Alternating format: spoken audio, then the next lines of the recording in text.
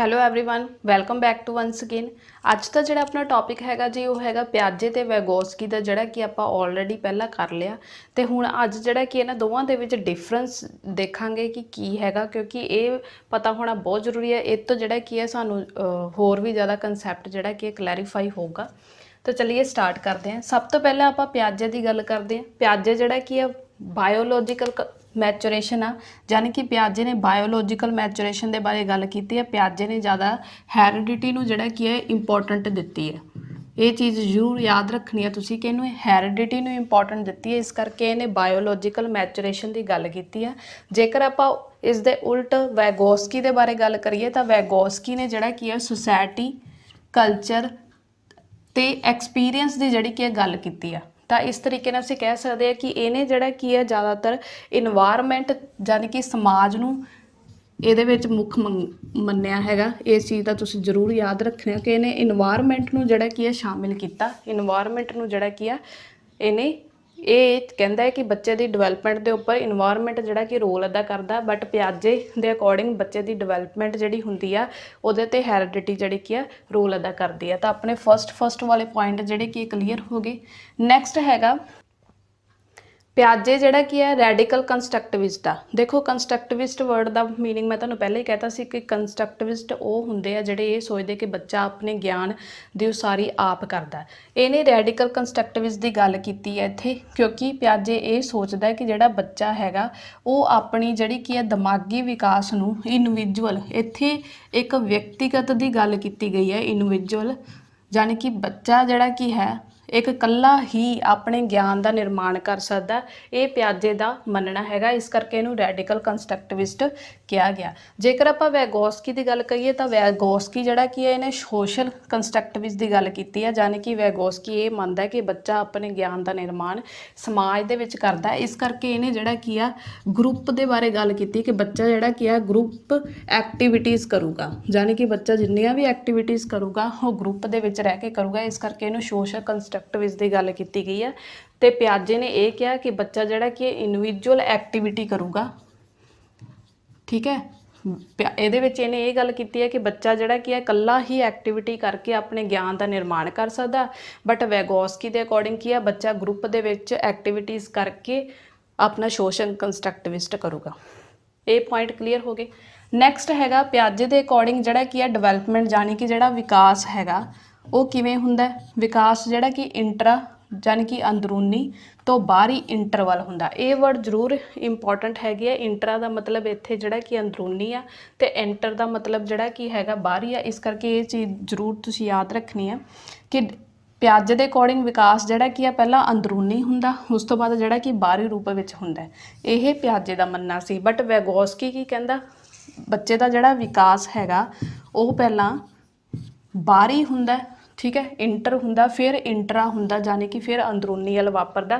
क्यों? क्योंकि वैगोस्की का मनना यही है कि बच्चे का जिहड़ा विकास आ वो सोसाइटी नाल हुंदा, समाज नाल हुंदा, है ना। क्योंकि उन्हें समाज सोसाइटी तो इहो जे वर्ड बहुत यूज़ किए, तो फिर नैचुरली गल है कि वो ये चीज़ मानता है कि बच्चे का जिहड़ा विकास हैगा पहला बाहरी रूप में होगा फिर अंदरूनी होगा। इस करके ये वैगोस्की का मनना। बस वैगोस्की की जिहड़ी थ्योरी है वो कल्ला समाज नूं बाहली इंपोर्टेंस दी गई है। बस तुसीं वो वर्ड का ध्यान रखना, जिथे तुहानूं सोसाइटी या समाज वर्गा वर्ड दिखाई देवे तुहाडा उत्थे जिहड़ा कि है वैगोस्की ही होगा। तो नैक्सट है, जेकर तुहानूं वीडियो वधिया लग रही है तो वीडियो नूं लाइक शेयर ते मैनूं कमेंट करना ना भुल्लिओ कि वीडियो तुहानूं किवें लगी। तो चैनल नूं जिहड़ा कि वध तों वध सपोर्ट करो कि होर भी अपने नाल बच्चे जोड़ सकन ते वो भी अपनी प्रैपरेशन जिहड़ी कि एग्जाम तो पहला पूरी तरीके नाल कर सकन। तो नैक्सट अपना जिहड़ा कि पॉइंट हैगा वो हैगा डिसकंटीन्यू प्रोसैस। इनू प्याजे ने डिसकंटीन्यू प्रोसैस इसलिए किया, ये कहता कि प्रोसैस जिहड़ा कि लगातार नहीं चलता, क्योंकि इत्थे इहने जिहड़ी कि स्टेजिस ਦੇ ਬਾਰੇ ਗੱਲ ਕੀਤੀ ਹੈ, ਸਟੇजिस ऑफ डिवेलपमेंट ਦੇ ਬਾਰੇ ਗੱਲ ਕੀਤੀ ਹੈ। ਇਹਦੇ ਵਿੱਚ ਇਹ ਗੱਲ ਕੀਤੀ ਆ ਕਿ ਬੱਚਾ ਜਿਹੜਾ ਕੀ ਆ ਸਟੇਜ ਦੇ ਵਿੱਚ ਬੱਚੇ ਦੀ ਡਿਵੈਲਪਮੈਂਟ ਹੁੰਦੀ ਹੈ। ਇੱਥੇ ਇਹਨੇ ਏਜ ਨੂੰ ਬਹੁਤ ਇੰਪੋਰਟੈਂਟ ਦਿੱਤੀ ਹੈ, ਕਿਉਂਕਿ ਉਹ ਇਹ ਸਮਝਦਾ ਕਿ ਅਲੱਗ-ਅਲੱਗ ਜਦੋਂ ਸਟੇਜਾਂ ਦੇ ਵਿੱਚ ਬੱਚਾ ਲੰਘ ਕੇ ਜਾਂਦਾ, ਸਾਰੇ ਤਰ੍ਹਾਂ ਦੇ ਬੱਚੇ ਜਿਹੜੇ ਕੀ ਆ ਅਲੱਗ-ਅਲੱਗ ਏਜ ਦੇ ਜਦੋਂ ਇਕੱਠੇ ਹੁੰਦੇ ਆ ਤਾਂ ਉਹਨੂੰ ਹੀ ਅਸੀਂ ਡਿਵੈਲਪਮੈਂਟ ਕਵਾਂਗੇ। ਤਾਂ ਇਸ ਤਰੀਕੇ ਨਾਲ ਇਹ ਕਹਿੰਦਾ ਕਿ ਡਿਸਕੰਟੀਨਿਊ ਪ੍ਰੋਸੈਸ ਆ, ਇਹ ਲਗਾਤਾਰ ਚੱਲਣ ਵਾਲੀ ਪ੍ਰਕਿਰਿਆ ਨਹੀਂ ਹੈ। हैगी तो इस तरीके नाल उन्हें ज़्यादा जिहड़ी इंपॉर्टेंस दित्ती आ वो ज़्यादा एज नूं दित्ती है। तो ये जरूर याद रखना कि प्याजे ने जिहड़ा कि एज नूं ज़्यादा इंपॉर्टेंस दित्ती है। तो इस तरीके नाल इहनूं कहंदा डिसकंटीन्यूअस प्रोसैस। नैक्सट जेकर वैगोस्की की गल करिए ये कहता ये कंटीन्यू प्रोसैस आ। देखो वैगोस्की ने जिहड़ा कि एज नूं कोई इंपॉर्टेंस नहीं दित्ती, ना ही ये स्टेजिस के बारे इन्हें कोई गल कीती हैगी आ। तो असीं कह सकते हैं वो कहता इन्हां तो बिना भी जिहड़ी कि प्रोसैस हुंदी रहिंदी है, बच्चे विच डिवेलपमेंट जिहड़ी कि लगातार हुंदी रहिंदी है, उहदे विच एज ते स्टेजिस का कोई रोल नहीं हैगा। इस करके उन्हें जिहड़ा कि की किया डिवेलपमेंट नूं स्टेजिस कंटीन्यू प्रोसैस। तो ये इंपॉर्टेंट आ।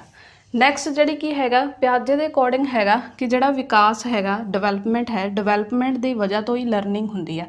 जानी कि बच्चा पहला बच्चे दे विच विकास होऊगा, फिर बच्चा जिहड़ा कि कुछ सिखदा। तो यह प्याजे दे बारे सी।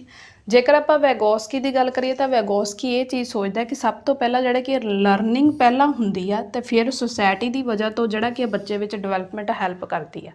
जानी कि सोसाइटी जिहड़ी कि हैल्प करती है बच्चे के विकास दे विच। सब तो बच्चा जिहड़ा पहला लर्निंग सिखदा किहदे विच, समाज दे विच रह के। तो इस तरीके नाल वैगोस्की का मनना ये चीज़ है।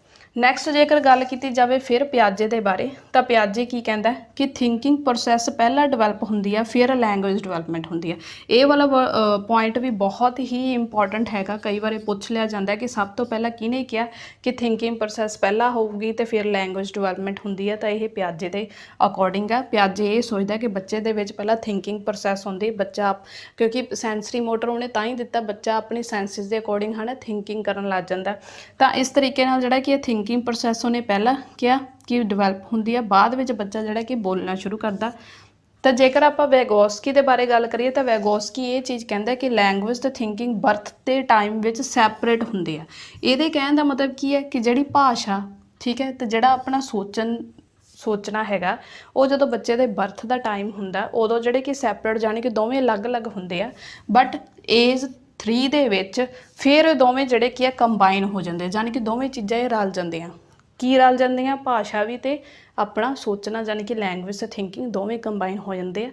तो इस तरीके नाल ये भी बहुत इंपॉर्टेंट है कि सब तो पहला किने किया, जां एवें भी क्वेश्चन पूछा जा सकता है कि लैंगुएज पहला आऊगी थिंकिंग बाद विच आऊगी, वो वैगोस्की ने किया।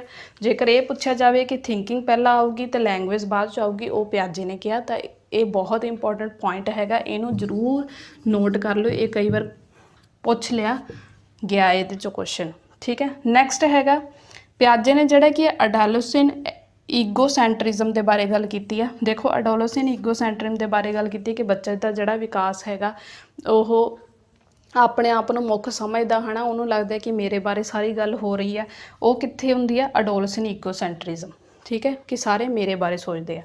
बट जेकर वैगोस्की के बारे गल करिए तो वैगोस्की ने ये प्राइवेट स्पीच की गल की है। वो कहता पहला बच्चा जिहड़ा कि है समाज दे नाल जदों इंटरैक्शन करदा तो हौली हौली जिहड़ा कि आ भाषा जिहड़ी कि उहदी अंदरूनी हो जाती है। बच्चा प्राइवेट स्पीच करन लग जाता, अपनी प्रॉब्लम सॉल्व करन लग जाता, ठीक है, अपने बिहेवियर नूं रैगूलेट करन लग जाता। तो उहनूं की कहंदे आ प्राइवेट स्पीच। तो ये भी बहुत इंपॉर्टेंट आ। नैक्सट जिहड़ी की गल हैगी आ, जिहड़ा लास्ट पॉइंट हैगा प्याजे नूं जिहड़ा कि जैनैटिक ते हैरिडिटी नूं बहुत ही ज़्यादा इंपॉर्टेंस दित्ती है इन्हें प्याजे ने इन्हां दोवां वर्ड्स के उपर कि जैनैटिक ते हैरिडिटी बारे उन्हें कहा। वो कहता बच्चे के डिवेलपमेंट के विच जिहड़ा कि हैरिडिटी ही इंपॉर्टेंट रोल अदा करती है, ठीक है।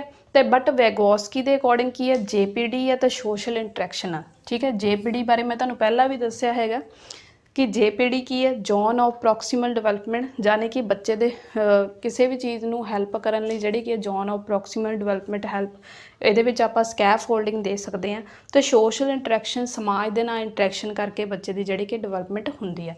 तो ये सारे दे सारे पॉइंट बहुत इंपॉर्टेंट आ। तुहानूं इहदे तो जिहड़ा कि ये चीज़ क्लीयर हो चुकी होगी, क्योंकि जदों तुसीं पिछलियां जड़ियाँ वीडियोज़ वॉच करोगे, जोड़े स्टूडेंट्स ने हुण तक पिछलियां वीडियोज़ वॉच नहीं कीतियां हैगियां, वो वीडियोज़ जो वॉच करनगे तो उस तो बाद जो तुसी आ वाली वीडियो वॉच देखोगे तो तुहानूं होर भी ज़्यादा कंसैप्ट क्लीयर होगा। एक पूरे का पूरा जिहड़ा कंसैप्ट क्लीयर हो जाऊगा कि तुसी किस तरीके नाल क्वेश्चन नूं सॉल्व करने या दोवां च डिफरेंस क्लीयर हो जाऊगा। तो वीडियो नूं जिहड़ा कि पूरा एंड तक जरूर देखा करो, ठीक है, क्योंकि वीडियो ਨੂੰ ਜੇਕਰ ਤੁਸੀਂ ਪੂਰਾ ਐਂਡ ਤੱਕ ਦੇਖੋਗੇ, ਜਿੰਨੀ ਮਿਹਨਤ ਮੈਂ ਵੀਡੀਓ ਬਣਾਉਣ ਵਿੱਚ ਕੀਤੀ ਹੈਗੀ ਆ ਤੁਹਾਨੂੰ ਇਹ ਸਾਰੀਆਂ ਚੀਜ਼ਾਂ ਕਲੀਅਰ ਕਰਨ ਲਈ, ਮੈਂ ਚਾਹੁੰਦੀ ਹਾਂ ਕਿ ਤੁਸੀਂ ਵੀ ਪੂਰੀ ਵੀਡੀਓ ਨੂੰ ਦੇਖ ਕੇ ਉਨੀ ਜਲਦੀ ਆਪਦੇ ਕਨਸੈਪਟ ਕਲੀਅਰ ਕਰੋ ਕਿ ਪੇਪਰ ਤੋਂ ਪਹਿਲਾਂ ਜਿਹੜਾ ਕੀ ਆ ਆਪਾਂ ਪ੍ਰਪੇਅਰ ਹੋ ਜਾਈਏ ਤੇ ਕੁਐਸਚਨ ਤੁਹਾਡੇ ਜਿਹੜੇ ਕਿ ਈਜ਼ੀਲੀ ਤੁਸੀਂ ਮਿੰਟ 'ਚ ਸੋਲਵ ਕਰ ਸਕੋ ਘੱਟ ਟਾਈਮ ਦੇ ਵਿੱਚ। ਨੈਕਸਟ ਆਪਣਾ ਹੈਗਾ ਉਹ ਹੈਗਾ ਵੈਗੋਸਕੀ ਐਜੂਕੇਸ਼ਨ ਇੰਪਲੀਕੇਸ਼ਨ। ਤੇ ਵੈਗੋਸਕੀ ਦੇ ਅਕੋਰਡਿੰਗ ਜੇਕਰ ਆਪਾਂ ਉਹਨੂੰ ਫੋਲੋ ਕਰਦੇ ਹਾਂ ਤਾਂ ਐਜੂਕੇਸ਼ਨ ਇੰਪਲੀਕੇਸ਼ਨ ਕਿਵੇਂ ਹੋਣੀ ਚਾਹੀਦੀ ਹੈ ਐਜ਼ ਆ, ਜੇਕਰ ਤੁਸੀਂ ਵੈਗੋਸਕੀ ਦੀ ਸੋਚ ਦੇ ਅਕੋਰਡਿੰਗ ਟੀਚ ਕਰਦੇ ਹੋ ਬੱਚੇ ਨੂੰ ਤਾਂ ਤੁਹਾਨੂੰ ਕਿਹੜੀਆਂ ਚੀਜ਼ਾਂ ਫੋਲੋ ਕਰਨੀਆਂ ਚਾਹੀਦੀਆਂ ਉਹਦੇ ਬਾਰੇ ਡਿਸਕਸ ਕਰਦੇ ਹਾਂ।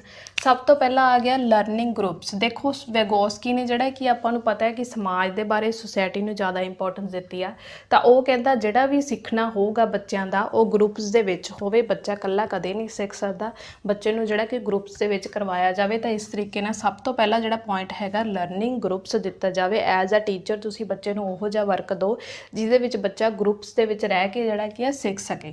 ਨੈਕਸਟ ਹੈਗਾ ਥੋਟ ਐਂਡ ਲੈਂਗੁਏਜ। ਦੇਖੋ ਵੈਗੋਸਕੀ ਨੇ ਥੋਟ ਤੇ ਲੈਂਗੁਏਜ ਨੂੰ ਬਹੁਤ ਜ਼ਿਆਦਾ ਇੰਪੋਰਟੈਂਸ ਦਿੱਤੀ ਹੈ ਕਿਉਂਕਿ ਉਹਦੇ ਅਕੋਰਡਿੰਗ ਕੀ ਹੈ ਕਿ ਜੇਕਰ ਬੱਚਾ ਗਰੁੱਪ ਦੇ ਵਿੱਚ ਐਕਟੀਵਿਟੀ ਕਰੂਗਾ ਇਹਦੇ ਵਿੱਚ ਕੀ ਹੋਊਗਾ, ਡਿਫਰੈਂਟ ਥਿੰਕਿੰਗ ਹੋਊਗੀ ਹਰੇਕ ਬੱਚੇ ਦੀ ਠੀਕ ਹੈ।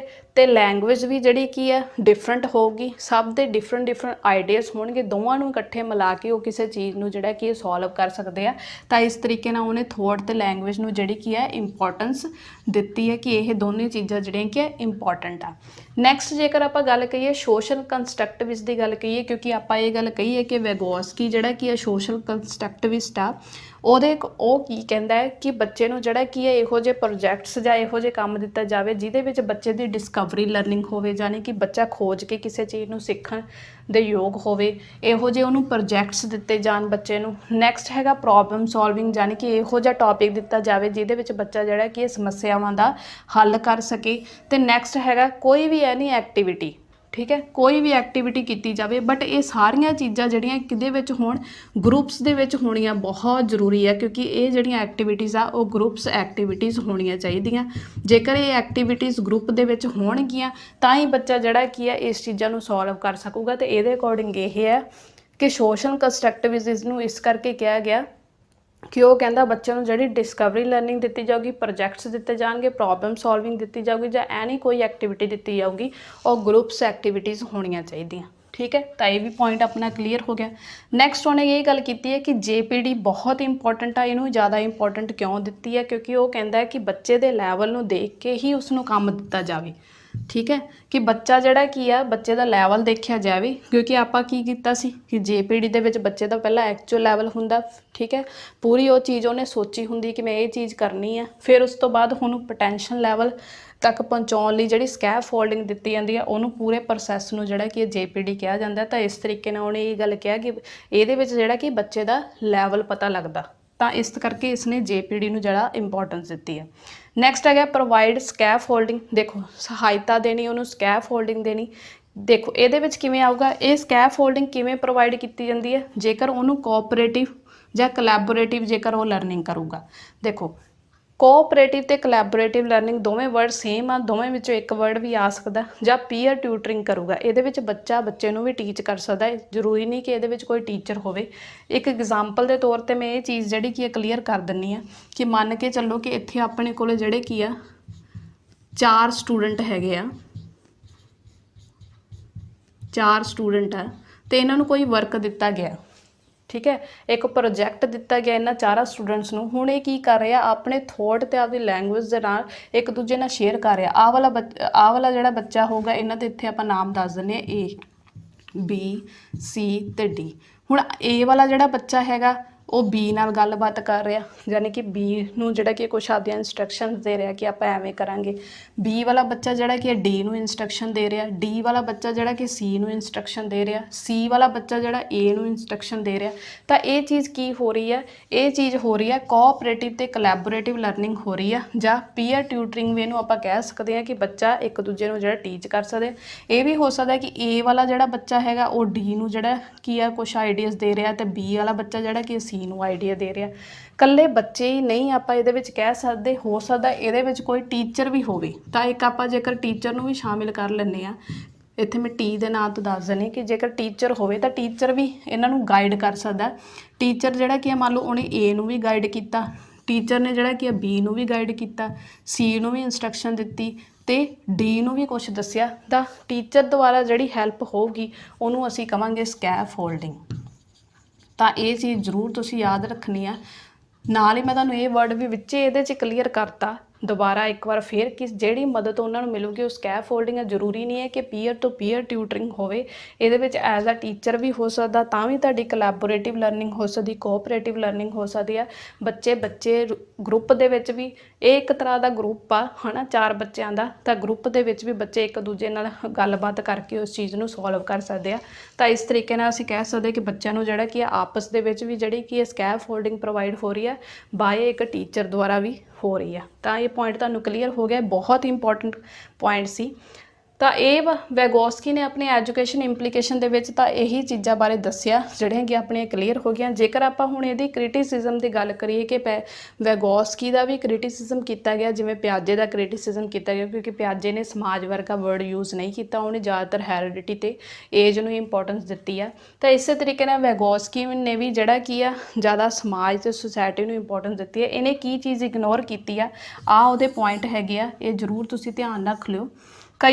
ਵੈਸੇ ਤਾਂ ਕੁਐਸਚਨ ਕ੍ਰਿਟਿਸਿਜ਼ਮ ਦੇ ਉੱਪਰ ਹਜੇ ਤੱਕ ਕਦੇ ਵੀ ਕੁਐਸਚਨ ਨਹੀਂ ਪੁੱਛਿਆ ਗਿਆ, ਬਟ ਹੋ ਸਕਦਾ ਆਪਾਂ ਫਿਰ ਵੀ ਪਹਿਲਾਂ ਤੋਂ ਹੀ ਪ੍ਰਪੇਅਰ ਹੋਣਾ, ਕਿਉਂਕਿ ਕੋਈ ਪਤਾ ਨਹੀਂ, ਹਰੇਕ ਚੀਜ਼ ਬਾਰੇ ਤੁਹਾਨੂੰ ਨੌਲੇਜ ਹੋਣੀ ਜ਼ਰੂਰੀ ਹੈ। ਤਾਂ ਇਹਦੇ ਵਿੱਚ ਉਹਨੇ ਕੀ ਕੀਤਾ, ਹੀ ਇਗਨੋਰ ਦਾ ਬਾਇਓਲੋਜੀਕਲ ਫੈਕਟਰਸ। ਵੈਗੋਸਕੀ ਨੇ ਕੋਈ ਬਾਇਓਲੋਜੀਕਲ ਫੈਕਟਰਸ ਹੈਰੀਡਿਟੀ ਨੂੰ ਕੋਈ ਵੀ ਇੰਪੋਰਟੈਂਸ ਨਹੀਂ ਦਿੱਤੀ ਹੈਗੀ ਹੈ, ਇਹਨੇ ਇਸ ਚੀਜ਼ ਨੂੰ ਇਗਨੋਰ ਕੀਤਾ। ਨੈਕਸਟ, ਇਹਨੇ ਏਜ ਨੂੰ ਕੋਈ ਇੰਪੋਰਟੈਂਸ ਨਹੀਂ ਦਿੱਤੀ। ਇਹ ਕਹਿੰਦਾ ਵੀ ਸਾਰੇ ਬੱਚੇ ਜਿਹੜੇ ਕਿ ਗਰੁੱਪ ਦੇ ਵਿੱਚ ਸਿੱਖ ਸਕਦੇ, ਇਹਦੇ ਵਿੱਚ ਕੋਈ ਏਜ ਮੈਂਸ਼ਨ ਨਹੀਂ ਕੀਤੀ ਉਹਨੇ ਕਿ ਕੋਈ ਸਪੈਸ਼ਲ ਏਜ ਚਾਹੀਦੀ ਹੈ, ਠੀਕ ਹੈ। ਤੇ ਨਾ ਹੀ ਇਹਨੇ ਕੋਈ ਸਟੇਜ ਵਾਈਜ਼ ਦੀ ਗੱਲ ਕੀਤੀ ਆ, ਇਹਦੇ ਅਕੋਰਡਿੰਗ ਵੀ ਕੋਈ ਸਟੇਜ ਮਾਇਨੇ ਨਹੀਂ ਰੱਖਦੀ। ਬੱਚੇ ਜੋ ਵੀ ਚੀਜ਼ ਸਿੱਖਦੇ ਆ ਗਰੁੱਪ ਦੇ ਵਿੱਚ ਰਹਿ ਕੇ ਸਿੱਖਦੇ ਆ, ਸਮਾਜ ਵਿੱਚ ਰਹਿ ਕੇ ਸਿੱਖਦੇ ਆ।